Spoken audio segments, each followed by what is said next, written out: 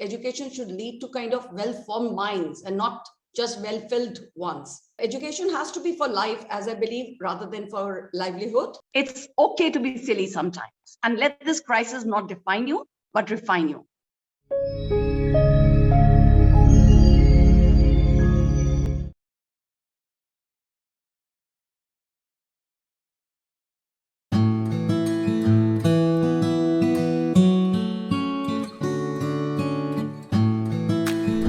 Hello and a very warm welcome to Great Principles. I am Seema Chhoriya. Great Principles, an educational and interactive talk show that brings together best school leaders from the country and beyond.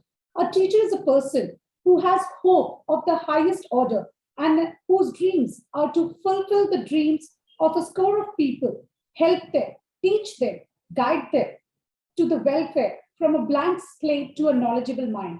My scholarly guest of today is an educator who personifies hope and one who says what matters more is the development of virtues of character rather than exerting an influence alone on the academic landscape of a child. Please join me in welcoming Ms. Anju Mehta, Principal, DCG International School, Punjab. Welcome to Great Principles, ma'am. It's an honor to have you today. Thank you, Seema. It's a pleasure to be here. So, ma'am, let us, as I told before while introducing you, that hope, that is what we are all hoping for the best, and we all look forward to give hope to our children, to always look forward to the best while giving out their best efforts. So let me begin how your journey started. So what was the once upon a time moment in your life which made you realize you wish to become an educator, and what inspired you to take up teaching as a profession? Okay. So, well, the journey goes really back. It was almost 28 to 29 years ago that I found my true calling, I could say, in the teaching profession. And what inspired me to be an educator was the fact that it gave me a lot of happiness and deep satisfaction when I would get to interact with the kids, and I could impact them positively. And I was also able to help them in that learning process and be their mentor and guide. Until date, I feel very, very pleased to, share that those kids are still in touch, and they have their own kids and they still come back, talk, interact. And it's a lovely, lovely thing. And I think I have been associated with some of the leading schools, most of the prestigious schools in the city, beautiful Chandigarh. And presently, I am the principal of DCG International School. That's a school in Punjab. It's a day-come residential school. And to me personally, I believe that in this entire journey, leadership and learning are indispensable to each other. So as a leader, I have always believed in learning and upskilling myself, and gaining on that, experience that enables me to be proactive and productive. But having said that, I consider my team as my strength because they add value to the, running of the institution. And therefore, they are very important members in my journey. And we make sure that along with my upskilling, they're also continuously empowered by the CPDs that we continuously hold. And as a leader, I also align my mission and vision with the values of the organization that I work with, but also stay true to the kind of ethics and principles that I really hold strongly, so that they are worth emulating by all who are under my care.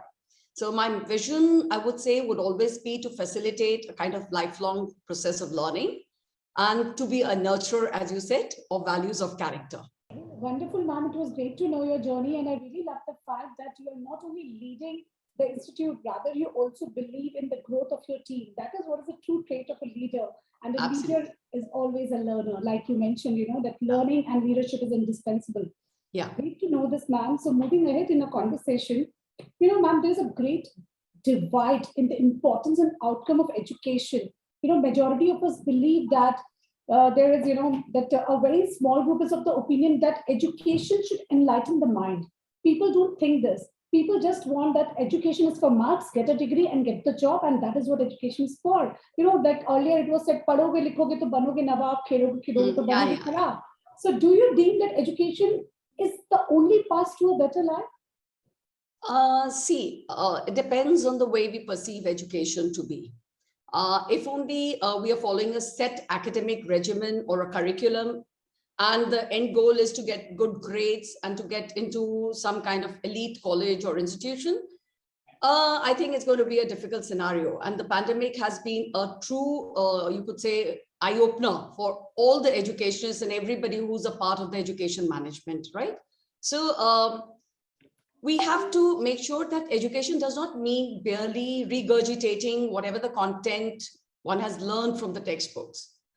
To ensure a better life, I would say one has to move away or shift from this one glove fits all concept, and adopt a learner's mindset. Because this is going to equip the children with the right kind of the skills and the competencies that are required in the kind of unforeseen future that we are living in. So the present system of education, I think, focuses more. Now, when I say the present system, means till date, till the NEP came into existence. So the present system of education focuses more on knowing and our importance to the adage that knowledge is power. Now, this is a fallacy, I think, that we've grown up with, and I think the children have grown up with. Parents also harp on the same thing. Gathering information, I think, is merely knowing and not learning. So for a better life, true learning needs to happen, and that can happen only if we know how to apply the knowledge that has been gained in the process. So this can then open up a plethora of possibilities and opportunities for the kids. And if the education allows children to develop the hunger for exploration and problem solving, then they will be able to face the kind of VUCA world. Because what I feel is that education should lead to kind of well-formed minds and not just well-filled ones. And education has to be for life, as I believe, rather than for livelihood, and should cater to the body, the mind, and the soul. What was surprising was that in the pandemic, we've seen a lot of people, highly qualified people, losing out on their jobs, but there were ones who were skilled and competent, who could be resilient, and they could kind of continue no matter how tough it might, because this patch was very rough for everyone. But it was an eye-opener that getting and garnering the marks on a report card is just not the be all or end all of one's life journey, as we call it. So one has to be competent. The mental attributes are very important. The competencies have to be built up. So yes, new mind shift or and new academic landscape has to be taken into consideration. Again, very wonderfully described, ma'am. Yes, education has a meaning for everyone in their own terms as they want to take it. Yeah. For me, I think education helps to broaden my horizon. It helps me to think better, to calculate better, to understand better my world. And that is what I want my children to be educated, because information is there. How do they, understand? How do they process the information? That is where education comes into picture. Absolutely. So very nicely explained by you that yes, education, what is the goal ultimately, and that is how everyone's definition of education changes. Yeah. Great to know such insights from you, ma'am. Going ahead in a conversation, ma'am, you have been certainly in the limelight. I was going through your profile, and you have been in limelight from past couple of years, and it's an acknowledgement of the hard work, right? So do you think that awards and recognitions do help the school leaders? And yes, if yes, then which of these awards recognize your effort as a school leader? And I think recently you have been awarded as Dynamic Principal Award by FAP in 2021. Yeah. So, well, I'm humbled by the number of awards that are bestowed upon me on various platforms, be it as an educator or as a leader. I felt the first thrill when I was awarded by the Ministry of Education. That was while I was teaching, and it kind of validated all your hard work and the effort that was there. But I think a true teacher would not be craving for these, because I was awarded by the daily publications, different organizations, and the recent one, as you said, by the Federation of Association of Punjab Schools, the Dynamic Principal Award. But all these awards, they do validate your vision, they do validate your hard work, and makes you feel happy and satisfied. And that should be there, But what is also more exciting personally to me is the appreciation and the unconditional love of all my stakeholders, since it makes you realize, end of the day, that you're kind of giving positively to the society. and you are an important member of that community. So as an educator, if one can empower the community through one's words and actions and thoughts, I suppose one is going in the right direction. But having said that, I think teachers worldwide need to be really appreciated and applauded for having been the true COVID warriors. I think when we say that, it should not be merely words. It should be true respect and the financials also that get entailed. I've seen a lot of teachers losing their jobs, a lot of educators losing their jobs in the last 2 years. It breaks my heart, you know. They're very, very hardworking, deserving people. And somehow the situation has come where they were not taken into consideration, because I feel all educators today are doing a commendable job. Certainly, ma'am. And when we say that education, without education, we should not, a single day should not go without any kind of learning for our children. We always want that. And in these tough times, our teachers ensure that learning must go on, be whatever be the medium. And they have been, fabulous, learning all the new tools and doing their best. Yes, true, they were not treated well. Even, at some time they were completely salary cut out. There were 50% pays. But yet they continued. I know teachers, those who were not drawn salary for 6 months, and they continued their working what they were, because they felt students need this. We cannot just let them go. So I would request here all the parents, all the school management, please pay the fees on time. Now virtual life is going to stay with us. We cannot claim that school to chalu nahi hai, to aap kis baat ka fees le rahe ho. School is going on, teachers are working hard, and we have to pay the fees. So this learning must go on. So this is like, it is all complete ecosystem needs to take care of this. The management, the parents, each one of us, because we are linked together. So yes, ma'am. And I would also like to congratulate you for all the awards and recognition that have been bestowed on you. You truly have worked hard for it. And there are many more yet to come, I'm sure of it. Best. Thank you. So moving ahead, ma'am, behind a successful person, there is a dream team, a strong support system of cooperation and collaboration. So who is that support system that is behind you, that has helped you to grow in this field? So an educationist, if you would like to name, you look upon for advice, inspiration, and support? Okay, to be very honest, I think it's very difficult to name any one educationist in today's times, because all the educators have done so well in the last 2 years at least, and there has been so much to learn from each of their experiences and inputs. And I feel the inspiration and support can even be drawn from people who are complete strangers. We've been attending so many sessions, so many webinars and seminars, and you've been upskilling yourself. In the process, you come across complete strangers, perhaps, who are working in the same domain as you are, like in the education sector. And the beauty of technology is that you can kind of adopt and adapt the good learning strategies from each one of them from across the world. So I would say I would not single out anyone, because I think everybody's impact becomes a collective force, and then you weed out the best out of all the things that you hear or learn, and then you make it a part of yourself. So but I would always say that rather than looking up to one person, always build up on your own vision and your own outlook, because you have to be a leader who thinks and carves a way for the others, which was perhaps not an imitation of many other leaders.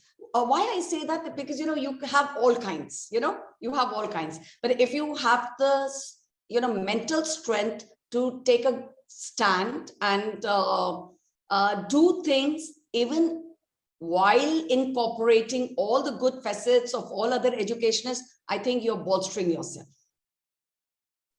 Absolutely. So believe in yourself. Sorry? So believe in yourself. That is the right. Absolutely. Believe in yourself. Mantra for each one of us. Yeah. Believe in yourself. And yes, ma'am rightly said, inspiration, advice, it's all around us. Every day we are learning. So many people in our journey are inspiring us. So we need to be open to that. There are many people who think we know everything. Yeah. And they don't try to learn. A small child at times teaches us so many things we never knew we could. So if this is a beautiful thought, I guess, let yourself be open, and then there is inspiration all around you. So on this beautiful note, let us reach to the very interesting segment of the show, which is called Rapid Fire Round. Ma'am, you have to answer in one word or a statement. No worries. Yeah. So here goes our first question. You spend your recreational time indulging in activities like? Reading. Reading. All right. Tell us about a funny or a weird incident in your life. Sorry? Tell us about a funny or a weird incident in your life.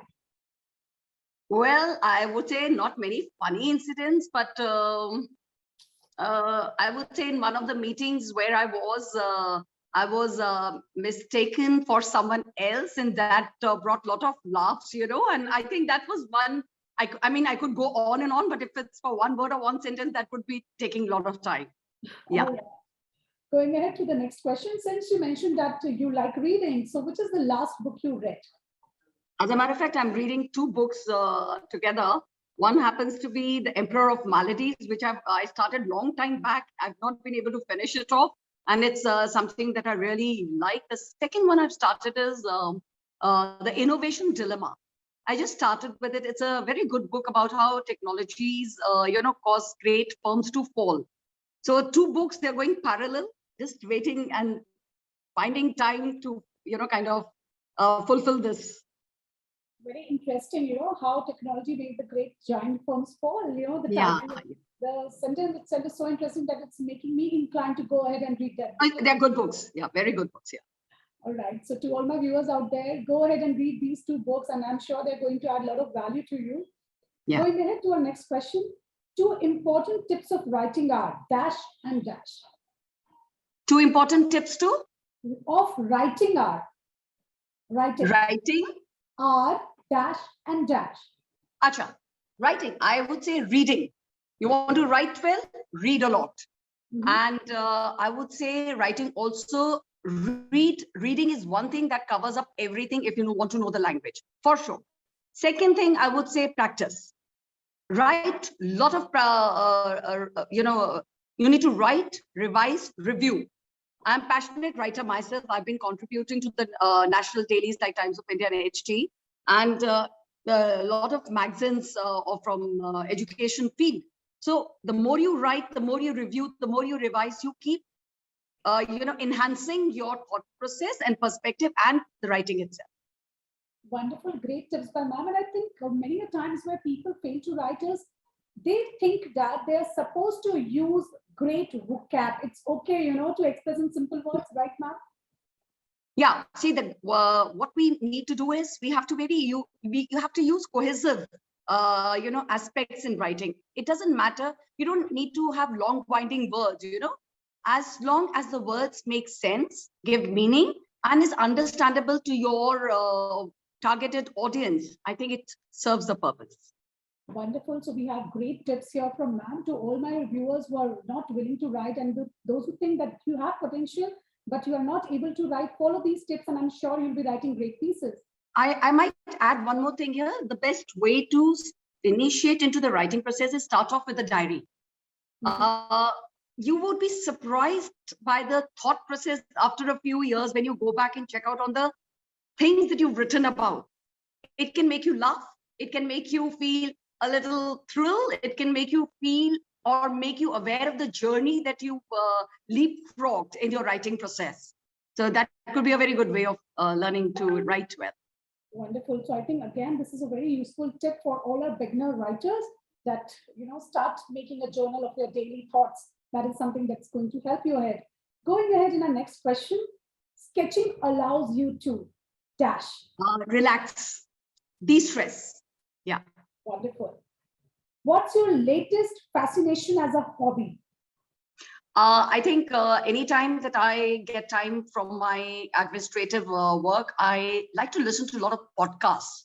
And again, why? Because when you're doing something which doesn't need a lot of active involvement, these podcasts kind of fill you with the know-how or whatever you would like to know. So I do follow quite a few podcasts like that. Wonderful. It was great to know you in this segment. Now we reach the last question of the show, which is called Viewer's Choice Question. Well, my viewer says that recently educators are caught in a frenzy of activities with schools being declared to open and then to close down again.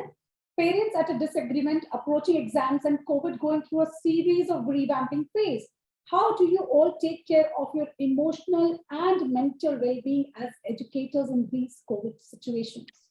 Okay. So as I said earlier, I'm going to reiterate the last 2 years have been quite rough for everyone. That goes without saying.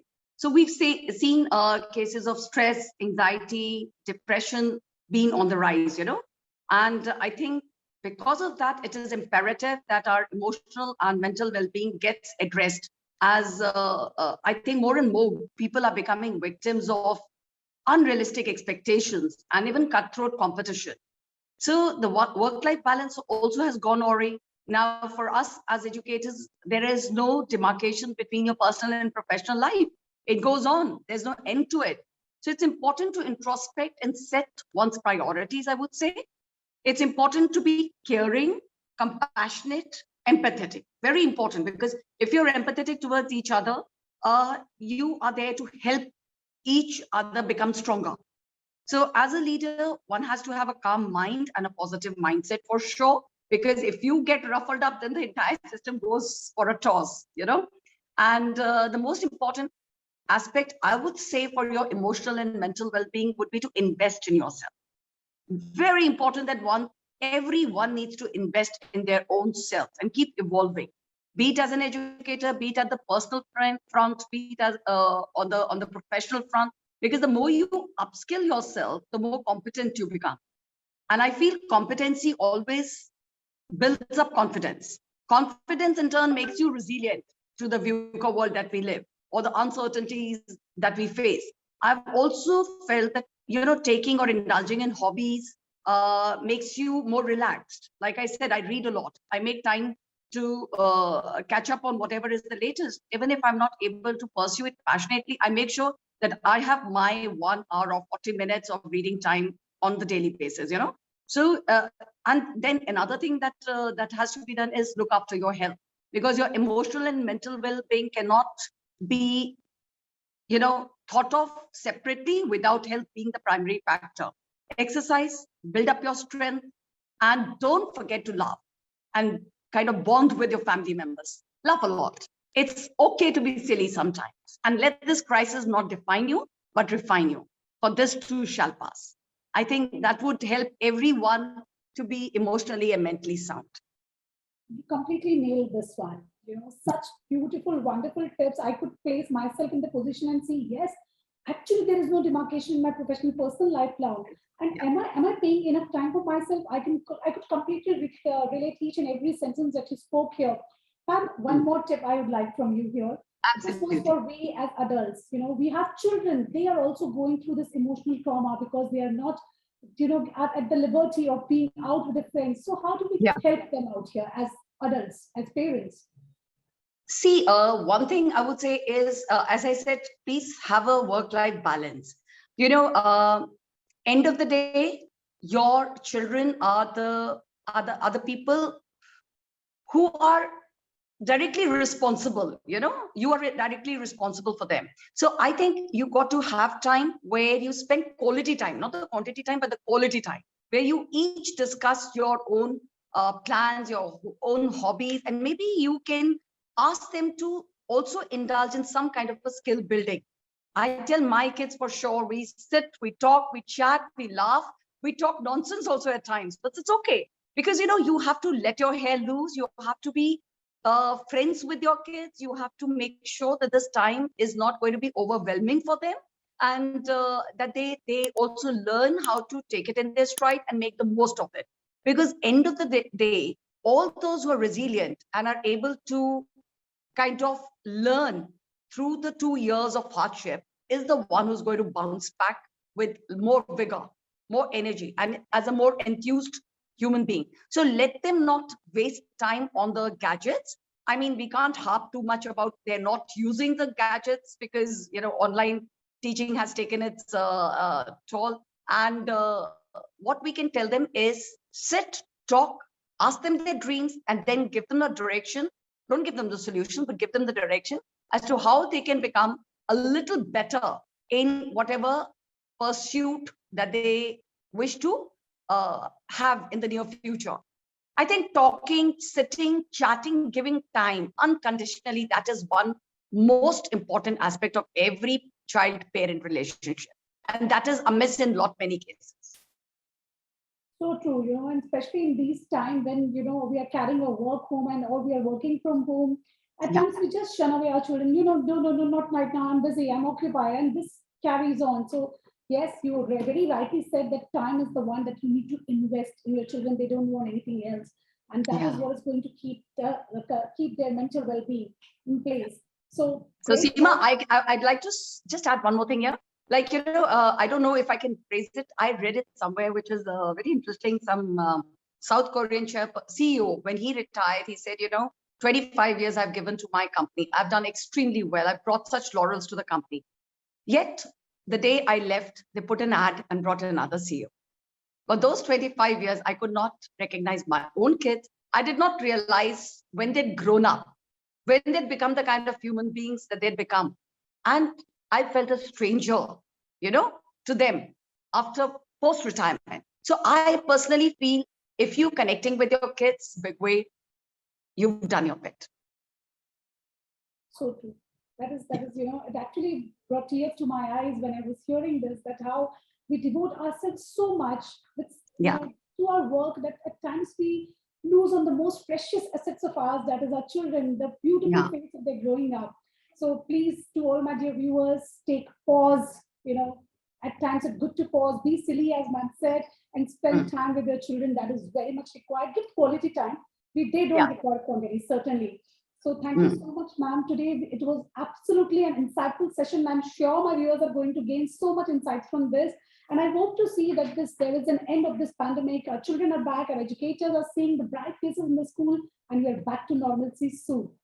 So thank you very much. It was a pleasure indeed to be associated with Great Principles Group and to you personally. Thank you, Seema. God bless. Thank you. Thank you.